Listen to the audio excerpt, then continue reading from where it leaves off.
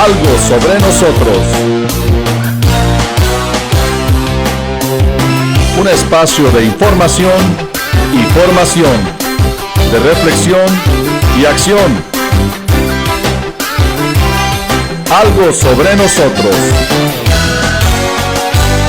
Un espacio sobre ti, nuestra fe, sobre mí, nuestra comunidad.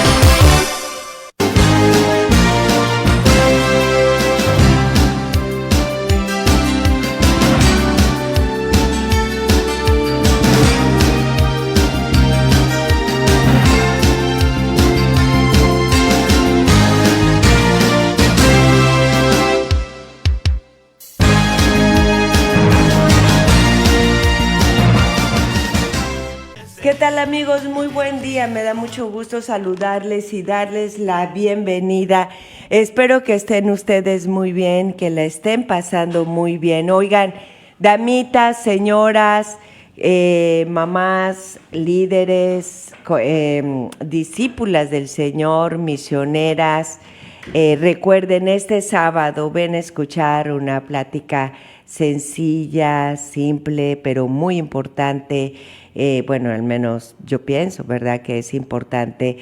Decía yo ayer, Marta, bueno, es el escuchar a nuestro Señor, y nos van a ayudar a aprender a escuchar su voz a través de las Sagradas Escrituras. Así que te invito este sábado 17, por favor, marca el 830-388-3009.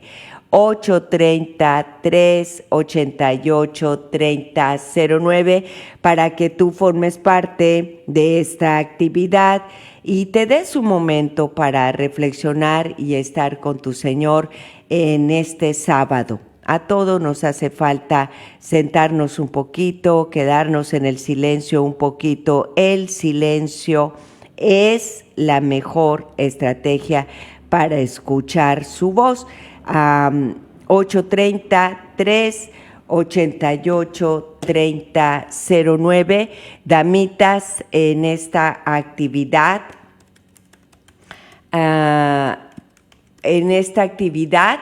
vamos a... es que estoy pensando dos cosas a la vez. ¡Qué problema! ¡Ay! Bueno, en esta actividad lo que queremos es aprender a escuchar esa voz del Señor. Así que de verdad te invito. El silencio es, a veces nosotros queremos escuchar todo una tormenta, ¿no? Para saber que Dios está aquí, que Dios está con nosotros, pero pues no es así. En el silencio vamos a escuchar ese susurro que nos dice, aquí estoy. Y hablando del silencio, una cosa es que nosotros lo guardemos. Voy a silenciarme para escuchar la voz de Dios, y otra cosa es que Dios guarde silencio.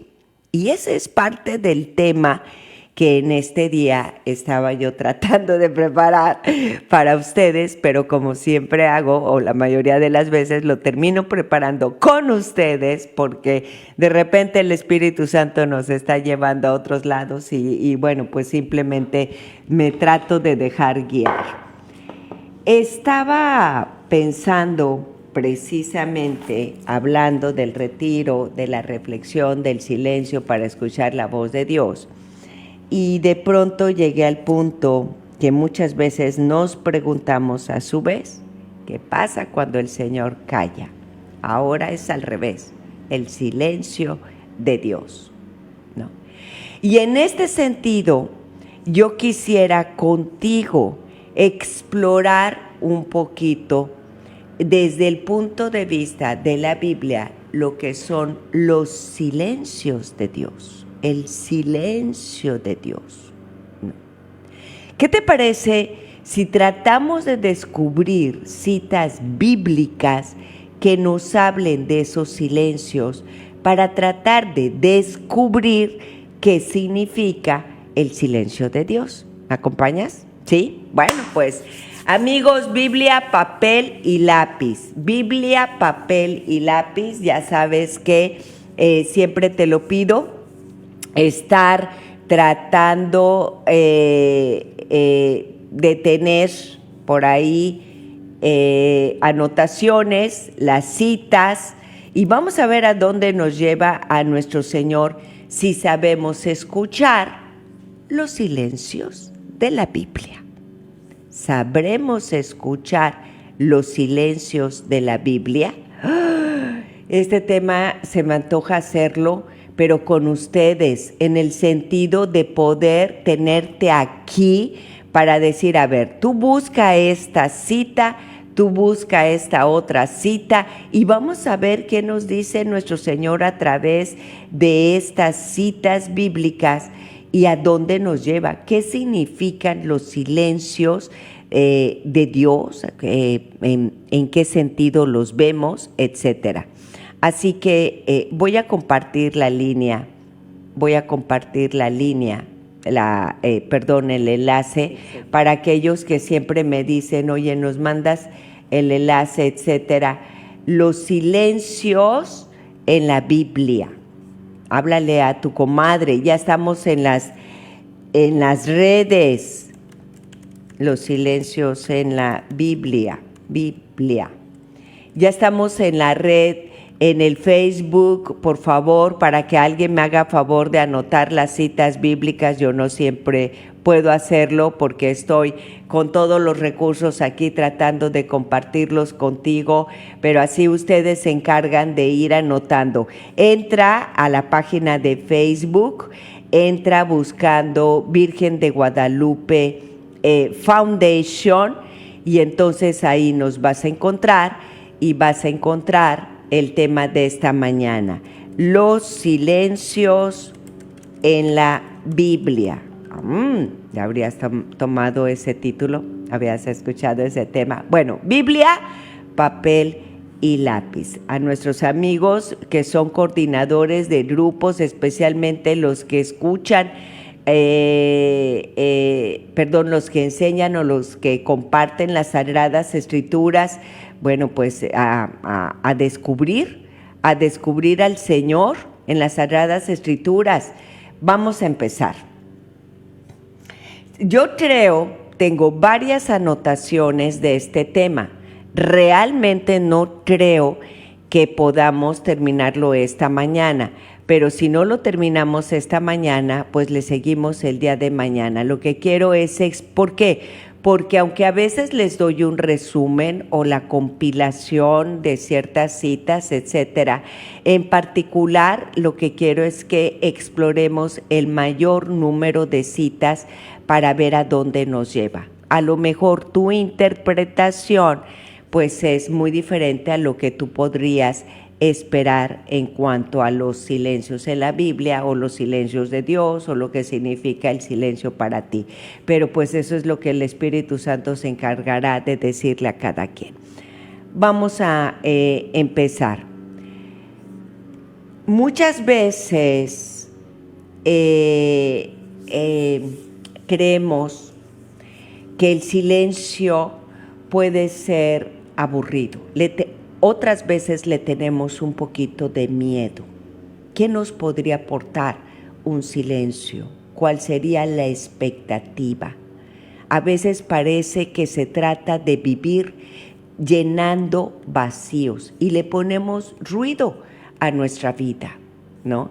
Estamos en casa y en vez de estar en silencio, estamos poniendo la música, la televisión. ¿Tú eres una de esas personas? ¿No te has dado cuenta que como que no podemos quedarnos en silencio? Necesitamos escuchar el ruidito, algo que nos esté acompañando.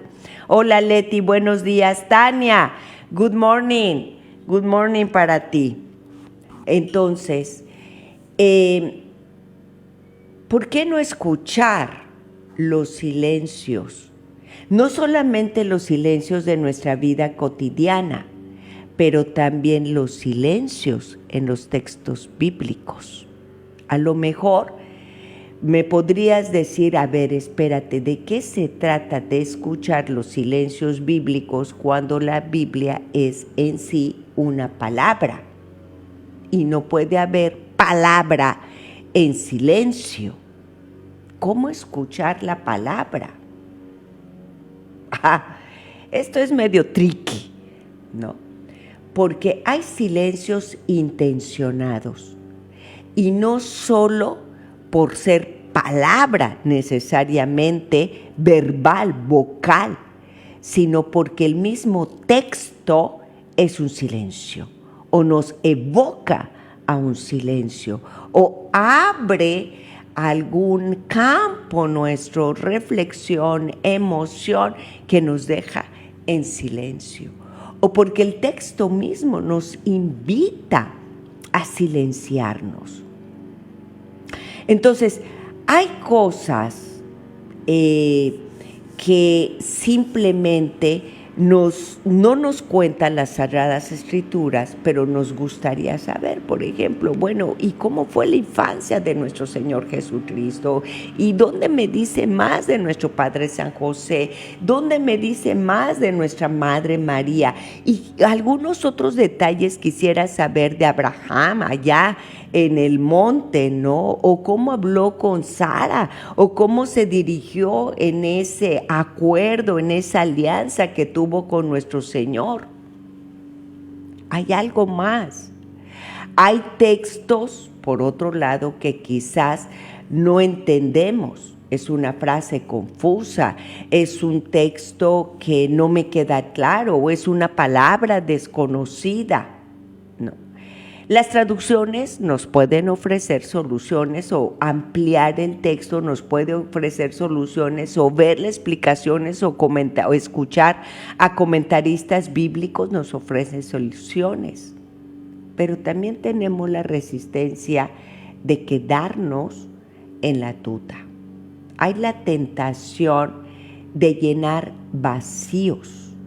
Necesito la respuesta, necesito el rum de la reflexión y perdemos el valor de ese silencio porque no queremos enfrentar silencios incómodos o el texto fundamental de la Biblia misma.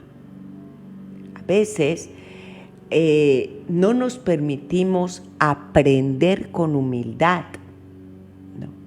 Y una de las cosas que tenemos que aceptar, aprender con humildad, es escuchar. Es escuchar. Hay un ejemplo. Allá vamos a empezar. Vamos a Génesis. Génesis 3. Yo iría desde la primera parte en la creación, pero bueno, vamos a tomar algunos, porque si me dicen danos todas las citas, de verdad me perdería. Yo iría desde paso a paso en el primer libro de las Sagradas Escrituras, ¿no? Un ejemplo. En Génesis 3 hay un fruto que no se puede comer. Dice, así que Dios les ha dicho que no coman del fruto de ningún árbol del jardín. No. Este es en el versículo 1. Por cierto, Leti, eso está relacionado con lo que comentamos ayer en la familia de los 365 días. Déjenme buscar. En el capítulo 2 del versículo 15 dice, cuando Dios el Señor puso al hombre en el jardín del Edén para que lo cultivara y lo cuidara, les dio esta orden: puedes comer del fruto de todos los árboles del jardín, menos del árbol del bien y del mal. No comas del fruto de ese árbol, porque si lo comes, morirás. Ahí está la orden. En el capítulo 2, en el versículo que dije, 15 y 16. 15 y 16. ¿No? Pero nosotros automáticamente, o por lo general, o no sé si has notado en la mayoría de los casos, asumimos una manzana. ¿Y quién se comió la manzana? No, Eva. ¿Qué comió Eva? Manzana. Pero dice fruto, no dice manzana, ¿no? El texto no lo dice. No es un silencio absoluto, pero falta un detalle, un mínimo detalle. Hay una incertidumbre. ¿Qué fruto? ¿Cuál? ¿A cuál se refiere el Señor? ¿Cierto? Ese. Si no es un silencio absoluto, al menos parece ser un vacío, un mínimo detalle. Pero como nosotros no queremos incertidumbres, tenemos curiosidad de cuál era el fruto, decimos manzana, ¿no? A lo mejor uno se queda en la pera, en el melón, en la sandía, yo no lo sé, en la naranja, algo que venga de un árbol, naranja, pera, no sé. Llenamos el vacío. ¿Se entiende lo que estoy diciendo? Llenamos el vacío, ¿no? ¿Por qué sería importante saber qué clase de fruto?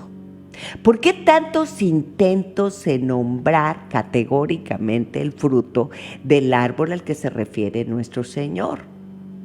¿No? La manzana pudiera ser una de tantas propuestas a través de esa historia, ¿no? Porque en algún momento quizás se pensó en el trigo, otro en la granada, otro en las uvas, ¿no? La tradición de interpretación es tan fuerte que influye no solamente en el arte, sino en todo el trabajo, incluso académico, de la Biblia. Por ejemplo, la Biblia de Jerusalén refiere a la manzana en una nota que es casi vergonzosa, afirmando en la nota, fíjate, en la nota del capítulo 3 de Génesis, del versículo 3 de la Biblia de Jerusalén, hace la siguiente nota: el pecado simbolizado por el hecho de comer la manzana merece la muerte. ¿Se dan cuenta? ¿Y habían visto esa nota? No. Esta es la nota con referencia a la orden que dio nuestro Señor en el capítulo 2 del libro de Génesis, obviamente del versículo 17 que ahorita le dimos lectura.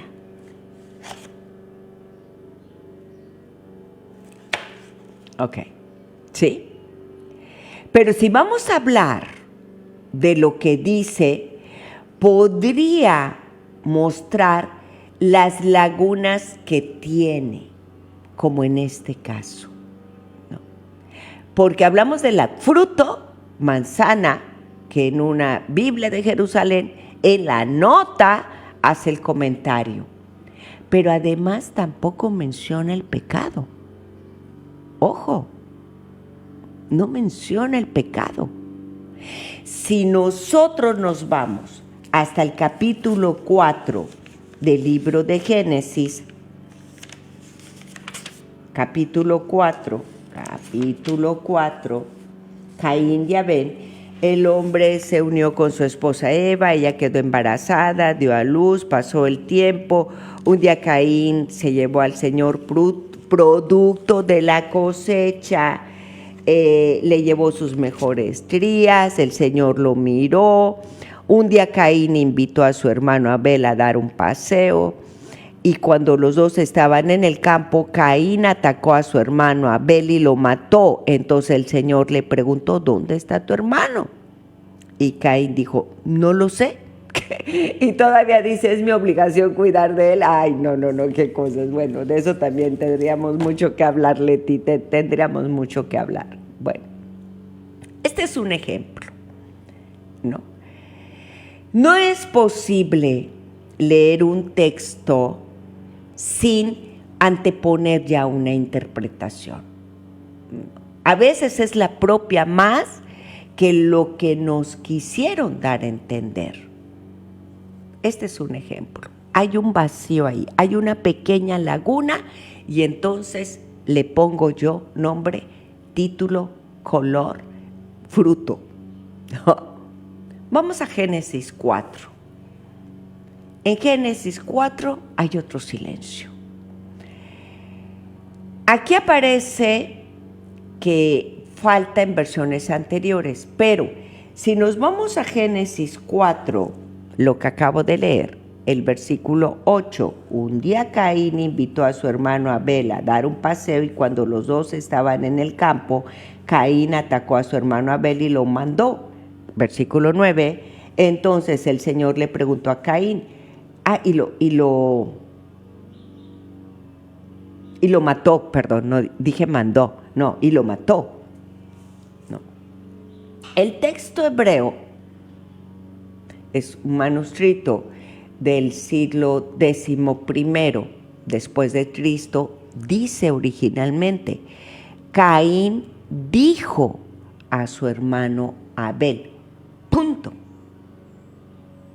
Y aquí dice, Caín invitó a su hermano Abel a dar un paseo. Si nos vamos a ese texto hebreo, no dice a dónde lo invitó, no dice qué le dijo. Pero en las siguientes traducciones asumen, aclaran, expanden la frase, a dar un paseo. No. Esperamos un discurso directo, porque no nos gustan los vacíos. Yo no sé tú, en mi vida esto me viene muy bien, este tema, porque a mí mentalmente hablando, una mente muy exploradora como la mía, no puede ver vacíos. Entonces trata de dar siempre respuestas, pero cuidado, porque si tú eres como yo, corremos el riesgo de asumir cosas, de poner títulos y nombres equivocados. Andamos inventando lo que no es, no fue y no será. Y eso nos pasa en la vida cotidiana. Y entonces empezamos a hacer prejuicios. Fíjense cómo una cosa se conecta con otra hasta nuestra vida de hoy. A lo mejor tú eres una damita que me estás escuchando y simplemente no sabe a dónde fue su esposo y empieza la cabecita, zoom, zoom, zoom, ¿no? ¿No? Entonces, el texto sigue con un verbo antes de empezar una nueva línea. Y cuando estaban en el campo, se levantó Caín hacia su hermano y lo mató. Si leemos solamente este texto, fíjense la versión que yo tengo ahorita en mis manos, dice, y cuando los dos estaban ya en el campo, Caín atacó a su hermano Abel y lo mató. Hay palabras extras, ¿no? Hay muchas lagunas. Se espera un discurso más claro, más directo, más explicado, pero lo que sigue es un relato ya en tercera persona. Nos quedamos con muchas preguntas. ¿Qué dijo Caín a su hermano? ¿No? Bueno, ¿y por qué lo mató? ¿No? ¿Y cuál es ese campo que menciona? Debió de haber sido importante, de alguna manera, porque lo ubica, lo menciona 2 veces, y cuando estaban ya en el campo, ¿no?, lo llevó a dar un paseo. Pero en este pasaje también hay un silencio teológico. ¿Por qué Dios recibió esta ofrenda de Abel, pero no la de Caín? ¿Por qué no le gustó? Silencios en la Biblia, ¿no?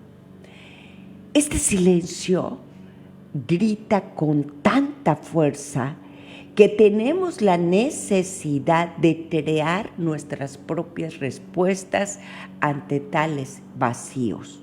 Por ejemplo, las traducciones le dan a Caín algo por decir. Vamos a campo, ¿no? Las traducciones al arameo, por ejemplo, tienden a interpretar con bastante libertad, siguiendo pues esas interpretaciones de acuerdo a su época. Entonces añaden todo un diálogo entre Caín y Abel sobre la creencia de un juez del mundo para explicar también el homicidio como el rechazo de Dios. En esta primera categoría de silencios faltan detalles, ¿no?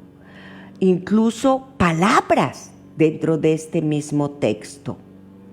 Pero hay otra categoría de silencios que ocurren cuando una traducción no reconoce o no entiende el significado del pasaje.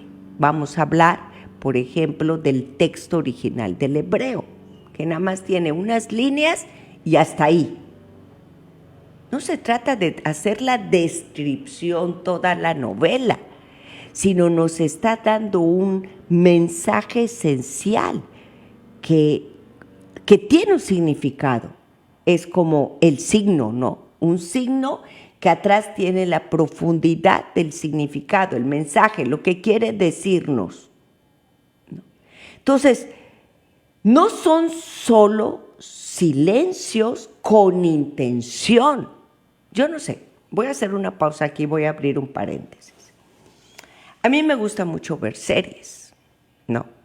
Pero yo clasifico mis series, ¿no? De repente quiero algo, una comedia, algo muy relajado, de repente me gusta lo policíaco, este tipo de detectives y para mi mente exploradora, ¿no? Porque yo voy siguiendo al detective y cuáles son las ¿cómo se llama?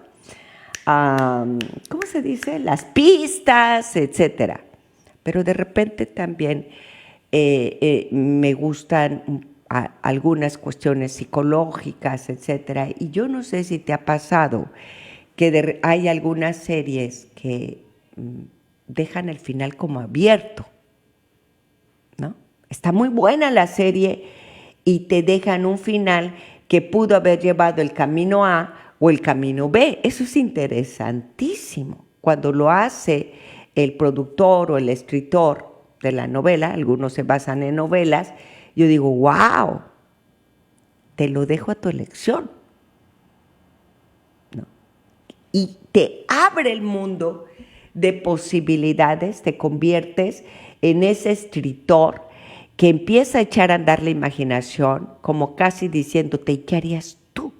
¿Cómo darías final a este drama? Y entonces uno empieza, no, pues mira, si mata aquí o si camina por allá o si se encuentra por allá. Es fabuloso. La mente es muy creativa. Pero también la mente necesita silencios para poder llegar a esas interpretaciones profundas del mensaje que nos quieren dar. Y no únicamente tratar de describir claramente toda la novela paso a paso, diálogo a diálogo, palabra a palabra, porque mucho de lo que nos pasa es que cuando nos quitan un paso, cuando nos quitan una palabra, nosotros asumimos y le damos nuestra interpretación, muchas veces equivocada. No entendemos la profundidad del mensaje, porque en este momento estoy hablando específicamente al mensaje de Dios. ¿Será que eso nos pasa? Y por eso no sabemos escuchar su voz. Hay algunas culturas, no voy a mencionar, pero hay algunas culturas que es interesante sus diálogos, su comunicación, sus reflexiones, donde dicen poco para decirte mucho. Y te lo dicen en 2, 3 frases, ¿no? Otras, como la nuestra, hablamos demasiado para decir poco. Por tanto, me pones en una lectura cuyos autores dicen únicamente una línea, sí, ¿cómo? No entiendo. ¿Por qué te estoy explicando esto? Porque imagínate la pedagogía de nuestro Señor con los discípulos. Cuando en ese contexto usaban parábolas, no había papel y lápiz, era más memoria, eran pasajes, y están acostumbrados a pensar, a buscar la enseñanza atrás de esas líneas. Imagínate, Señor Jesús, cuando dice, tienen oídos pero no entienden. ¿Hasta cuándo estaré con ustedes? Y le explica la parábola, ¿no? Pero de pronto contesta con una frase que tú dices, espérate, ¿y esto cómo? ¿Qué trata de decir? Pero nos da flojera silenciar nuestra mente y entenderlo desde el punto de vista del escrito sagrado, sin tener nosotros que asumir o implementar nuestra reflexión humana. Es retador. Es retador.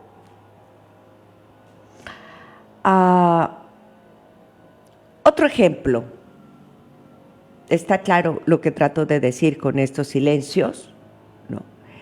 Vamos un poquito a Éxodo 34. Es otro ejemplo. Éxodo 34, segundo libro de las Sagradas Escrituras. Déjenme encontrar 34. 32. Las nuevas tablas de la ley, ¿no? El Señor dijo a Moisés, corta tú mismo las tablas, prepárate para subir al monte, nadie debe subir contigo, ni debes de llevar a nadie. Moisés cortó las 2 tablas de piedra, igual que las primeras, al siguiente día las tomó, se fue al monte Sinaí. Después el Señor, sé compasivo, se inclinó a tocar el suelo con la frente. Y luego, ya yéndome al versículo 10, el Señor dijo, pongan atención, cumplan lo que he ordenado, celebren la fiesta del pan sin levadura, etcétera, etcétera. Este es el contexto del capítulo 34, ¿no? Pero en este Éxodo 34 nos relata cuando Moisés bajó del monte Sinaí con las 2 tablillas del testimonio, ¿no? Vamos a ver, vamos a buscar esa parte.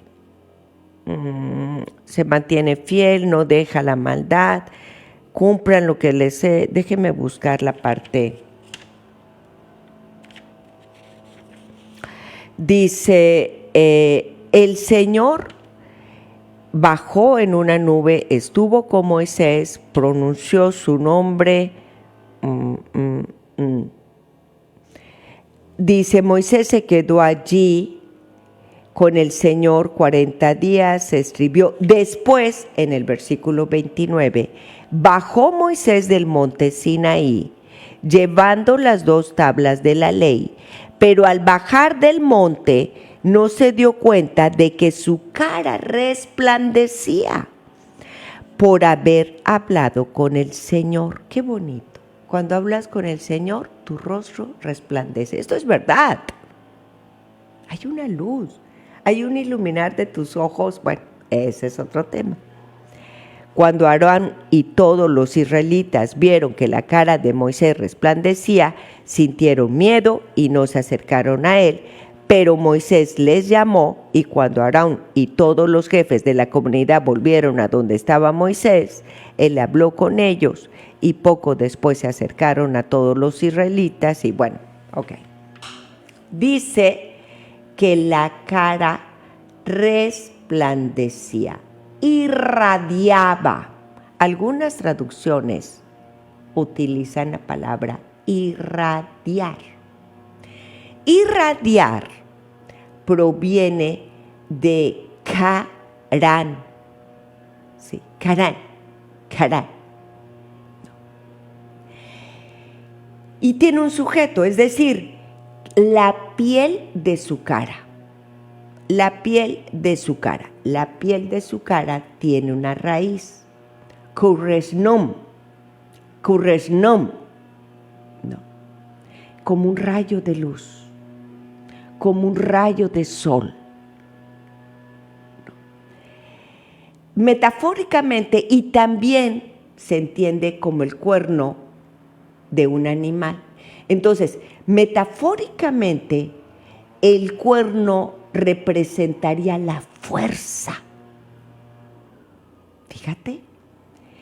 Y si nosotros leemos esa palabra hebrea, keren, que la vulgata, o sea, el latín, significa cuernos, en vez de rayos, en vez de irradiar, entonces produciría otro retrato de Moisés, así como un Moisés con fuerza, un Moisés fuerte, un Moisés con cuernos, según quizás alguien lo habrá podido expresar en el arte religioso. No es tan grave, no es tan grave si nosotros entendemos ese mensaje de como fruto de un encuentro con Dios se presenta un Moisés con cierta fuerza. No, una fuerza más allá. Pero podría generar interpretaciones que no tienen nada que ver con el mensaje original o con el texto en hebreo, porque no da más detalles. Otro ejemplo más complicado es cuando tiene Moisés de sucesor literario a Elías. Elías en hebreo es Yahvé mi Dios, Eliyahu, un gran profeta que habla por Dios, que intercede por el pueblo, que interviene arriesgando su vida. Los dos reciben instrucciones directamente de la boca de Dios. Tienen una teofanía, un encuentro con nuestro Señor en un monte, no solamente durante sus vidas, sino también Elías, recuerden, en el momento de la transfiguración de nuestro Señor Jesús en el monte Tabor, con los discípulos que están a su alrededor mirando atentamente. Pero Elías, si lo recordamos, tenía la fama de haber derrotado a los 450 profetas de Baal, después de haber dirigido y demostrado ese poder de Yahvé de manera espectacular sobre Baal, allá en la competencia que ocurre en el Monte Carmelo, ¿no? Baal no contesta a sus profetas, se queda en silencio y Elías se burla de él como de sus profetas, si recuerdas ese pasaje. Ese es el Dios de Israel que contesta con fuego y que puede consumir con el sacrificio inundado con aguas y todos exclaman, Yahvé es Dios. Bueno, Elías experimenta una victoria, ¿no?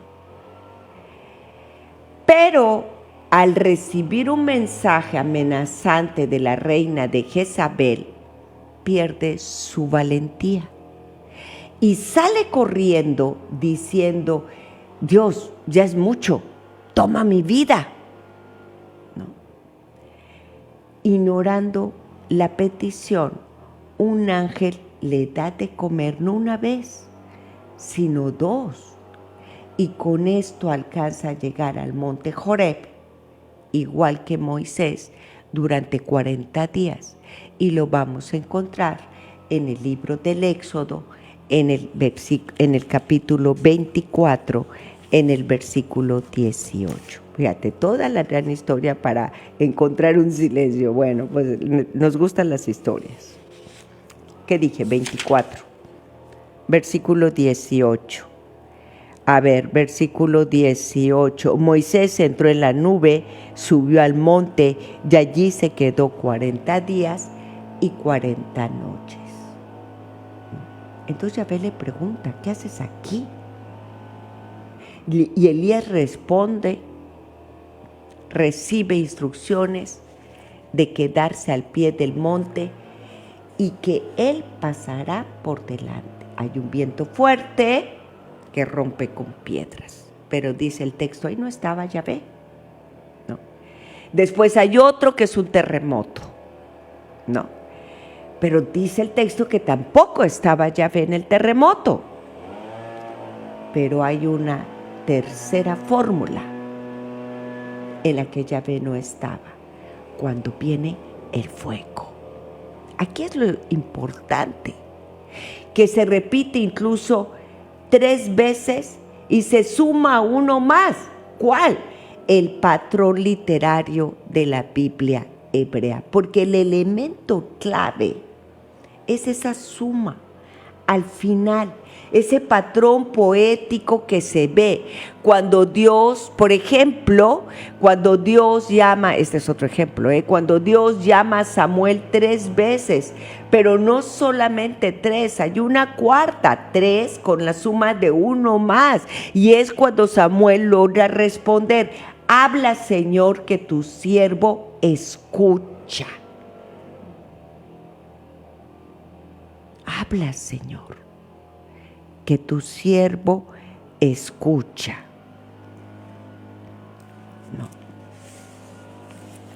Este patrón poético, 3 veces más uno más, 3 veces más uno más, nos resulta como otro silencio. ¿What? ¿Qué es eso? ¿Por qué tiene que ser así? Primera de Reyes, en el capítulo 19, 11, 18, 19, cuando Elías huye a Joreb, que es la narración que he estado haciendo. Dios sí está en ello. Pero ¿qué es esto del uno más o más uno? Cuando viene el viento, el terremoto y el fuego. Pero al final, ¿qué es lo que viene? La suave brisa, ¿no? ¿No? El viento, el terremoto, el fuego, 3, patrón de 3, 3 veces llamó a Samuel, hay uno más, la suave brisa.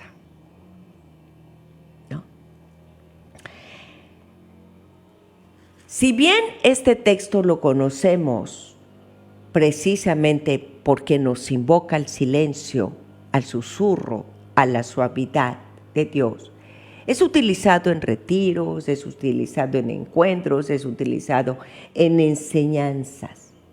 Pero ¿cuál pudiera ser la manifestación o la interpretación de este silencio de Dios, de esta suave brisa y Dios?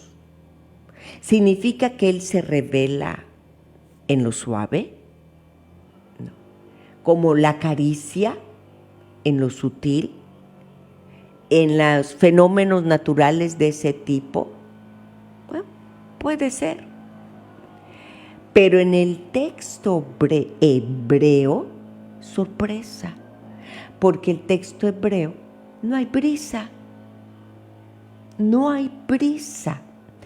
El viento suave tiene una historia de traducción, que es interesante, por cierto. ¿No?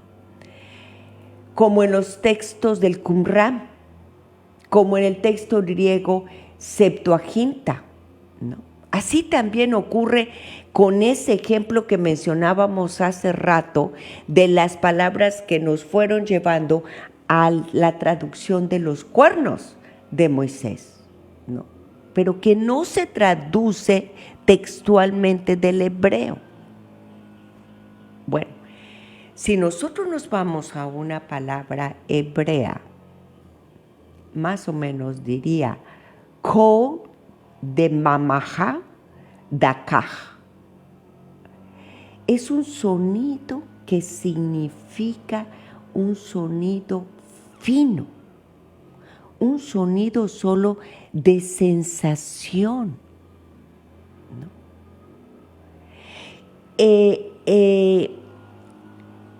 Esto en las palabras hebreas viene a decir algo que cesa, algo que deja de ser, algo que deja de moverse. La brisa en sí implica un movimiento, ¿no? Si nosotros vamos a Josué en el capítulo 10, indica que el sol se detuvo en el cielo. Esa expresión hebrea utilizada para ese pasaje es lo mismo. Deja de moverse. Así es ese silencio de Dios, ¿no? Quedarse ahí. En la reacción de Aarón a la muerte inesperada de sus hijos, que encontramos en Levíticos, en el capítulo 10, el verbo expresa dejó de moverse, estaba en silencio. Aunque los diccionarios hablan de callarse, implican también la cesación del movimiento, el detenerse.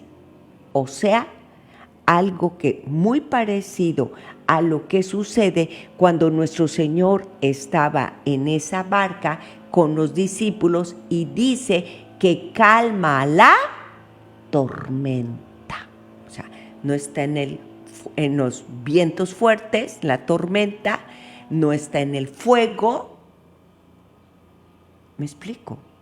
O sea, es un silencio que prácticamente, ojo Leti con esto, porque el silencio al que nos está invitando, todas estas palabras que yo no entiendo y que a lo mejor nunca voy a alcanzar a entender, si las tuviéramos en una traducción más original, diría, es quietud total. Es quietud total, ¿no? ¿Qué dice el Salmo 107? Vamos a ver. Salmo 107. Dice, en el versículo 29 y 30. 107, 29, 30. Dice, pero en su angustia clamaron al Señor y Él los sacó de la aflicción y convirtió en brisa la tempestad y las olas se calmaron. O sea, las olas cesaron, se detuvieron, estuvieron en quietud, ¿no?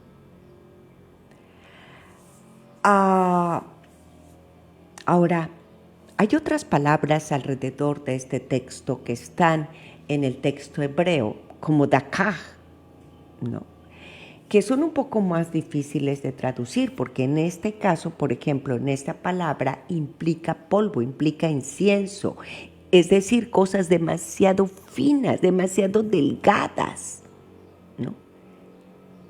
Entonces tenemos en concreto, fíjate, en concreto estaríamos hablando de un sonido de silencio o un silencio fino, delgado, breve, corto, pulverizado, de quietud. ¡wow! ¿Y cómo alcanzar esos silencios? Esos son los silencios de la Biblia. Esos son los silencios que en el fondo nos traduce o expresan los silencios de Dios, ¿no? Cuando Elías escucha o entra en esta sensación, sale de la cueva. Por segunda vez escucha la pregunta de Dios: ¿qué haces ahí, Elías? Y le trata de dar la misma respuesta. Pero Dios le nombra también sucesor para transmitir ese cargo tan pesado. Es el silencio el que llama a Elías al salir de la cueva. Fíjate muy bien en el pasaje. Es el silencio el que lo llama. Es el silencio el que prepara su encuentro.